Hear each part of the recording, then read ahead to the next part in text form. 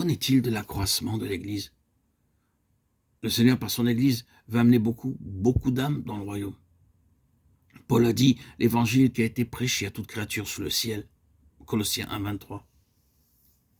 Et Pierre a déclaré le Seigneur voulant que personne ne périsse, mais que tous, au contraire, viennent à la repentance.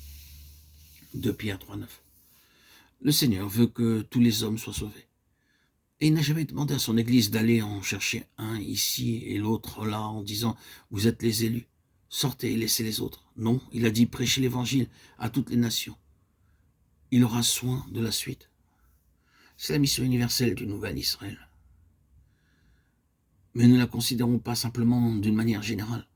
Courbons-nous le matin pour faire de cela notre devoir personnel, pour voir si d'une manière ou de l'autre, nous pouvons amener des âmes dans le royaume. Après avoir dit tout cela, nous arrivons à cette chose suprême. Il nous a unis à lui pour que nous soyons ses compagnons. Cela a été notre note tout au long de ces méditations. Nous avons été rendus compagnons de Christ.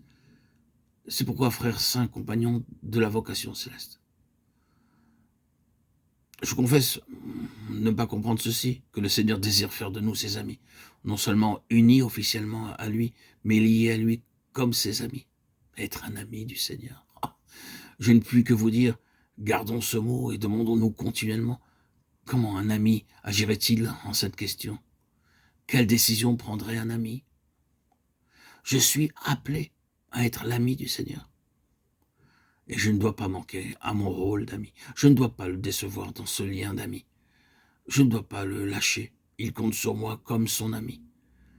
C'est la part la plus haute et la plus sacrée de toute cette relation. Je crains de pouvoir vous exprimer tout ce que je vois dans cette question. Après, nous n'avons pas encore touché la Nouvelle Jérusalem.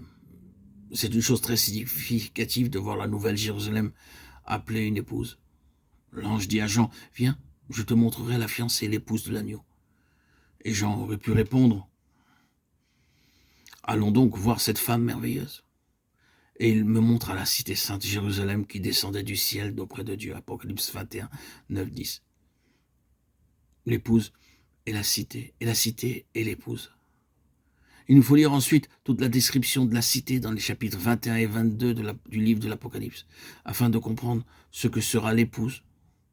Voyons toutes les pierres précieuses, elles sont la valeur précieuse du Seigneur, Jésus, dans toute son expression si diverse. Pierre dit, pour vous qui croyez, elle a ce prix, 1 Pierre 2,7. Il y a des pierres précieuses de toute espèce, elles représentent ce qu'est Jésus, dans son réel caractère, révélé dans l'épouse, la cité. Cessons de penser à une cité littérale. Tout cela est une représentation symbolique de l'épouse de Christ. Toutes ces gloires de la cité ne sont que les gloires de Christ exprimées à la fin dans son épouse. Il me montra la cité sainte, Jérusalem, qui descendait du ciel d'auprès de Dieu, resplendissante de la gloire de Dieu. Son éclat était semblable à celui d'une pierre précieuse. Elle resplendissait à travers toutes ses perles. C'est à tout cela que pensait l'apôtre lorsqu'il dit « pour faire paraître devant lui cette église pleine de gloire ». Une église glorieuse, Éphésiens 5, 27. La cité est la révélation de ses gloires infinies, et la cité est l'épouse. Il nous faut maintenant terminer par ce dernier mot. Nous avons là des idées très belles et merveilleuses, ce sont de glorieuses pensées, et c'est précisément à cela que le Seigneur nous a appelés. C'est une vocation céleste. C'est dans ce but qu'il désire nous avoir comme ses compagnons. Compagnons d'une vocation céleste, parce que compagnons de Christ.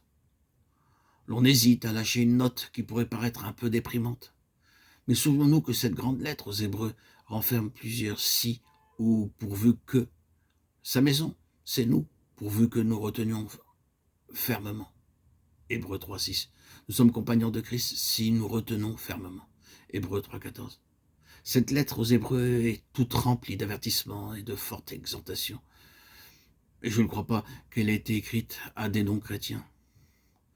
C'est pourquoi, leur dit-elle, ne perdez pas votre héritage, ne lâchez pas votre vocation céleste, ne manquez pas d'être de fidèles compagnons de Christ, n'acceptez rien de moins que ce que Dieu a de meilleur et de plus haut. Il est possible d'être un chrétien tout en ayant quelque chose de beaucoup moindre que la pensée de Dieu.